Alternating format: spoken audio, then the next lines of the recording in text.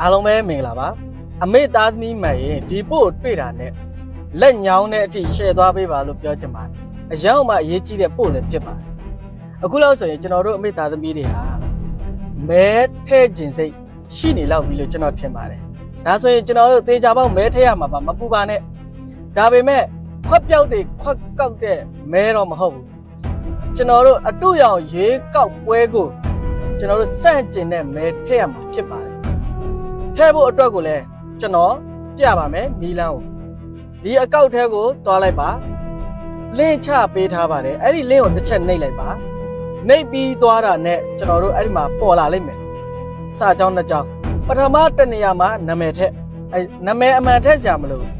ကြိုက်တဲ့နာမည်အတူကောက်လေးထည့်လိုက်လေရတယ်ဒုတိယတစ်ကြောင်းမှာကဒီရွေးကောက်ပွဲကိုကျွန်တော်တို့ဘာကြောင့်မလိုတာလဲကျွန်တော်တို့စန္ဒဖော်ထုတ်လို့ရပါတယ်ကြိုက်တဲ့စာသားရေးထည့်ပေးလိုက်ပါစန့်ကျင်မဲဖြစ်ပါတယ်ဒီမဲအားလုံးဟာကျွန်တော်တို့လာမယ့်ဒီဇင်ဘာ28ရက်နေ့အပြီးမှာတကဘာလုံးသိအောင်ကြေညာသွားမှာဖြစ်ပါတယ်စစ်ကောင်စီကိုထောက်ခံတဲ့မဲနဲ့ကျွန်တော်တို့စန့်ကျင်တဲ့မဲဘယ်ဟာများလဲဆိုတာတကဘာလုံးသိအောင်ကျွန်တော်တို့ချပြသွားမှာဖြစ်တဲ့အတွက်ကြောင့်မလို့အမေသားသမီးမှန်ရင်တယောက်မကြံအားလုံးဒီလင့်ထဲကိုဝင်ပြီးတော့ကျွန်တော်တို့စန့်ကျင်မဲစန္ဒပေးကြပါလို့ကျွန်တော်တိုက်တွန်းချင်ပါတယ်လွယ်လွယ်လေးပါမခက်ပါဒီအကောက်ကလေးကိုရှာလိုက်ပြီးရင်အဲ့လင့်ထဲဝင်လိုက်ပြီးရင်ကျွန်တော်တို့ဒီကွက်လက်နှစ်ခုမှာအပေါ်တစ်ကြောင်းအောက်တစ်ကြောင်းသွားဖြည့်ရုံပါပဲပြီးရင်အောက်ကအနီလေးကိုနှိပ်ပေးလိုက်ရုံပါပဲဒါဆိုရင်တော့ကျွန်တော်တို့စန္ဒမဲ